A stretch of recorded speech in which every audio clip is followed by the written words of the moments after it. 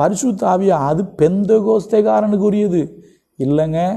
இயேசு கிறிஸ்துவை விசுவாசிக்கிற ஒவ்வொரு விசுவாசிக்கும் அந்த விசுவாசத்தினுடைய பலன் பரிசுத்த ஆவி.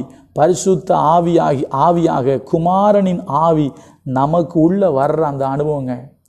இந்த அனுபவம் உங்களுக்கு இருக்குதா? இதாங்க விசுவாசத்தினுடைய பலன். அதான் அவர் கேட்குற, நீங்கள் விசுவாசின்னு சொல்லிட்டீங்கல்ல, நீங்கள் விசுவாசி ஆகிட்டீங்க, சீசர்னு சொல்கிறீங்க, அப்போ பரிசுத்தாவி பெற்றுட்டீங்களா? விசுவாசிச்சா பரிசுத்தாவி பெற்றுக்கொள்ளணுமே. அவங்க சொல்கிறாங்க, இல்லையே எங்களுக்கு பரிசுத்தாவி இருக்குன்னே தெரியாதே அப்படிங்கிறாங்க. கொஞ்சம் யோசிங்க. இது சபை பாகுபாடு கிடையாதுங்க. நம்ம எல்லாரும் தேவனுடைய பிள்ளைகள், கிறிஸ்தவர்கள், கிறிஸ்துவை உடையவர்கள்.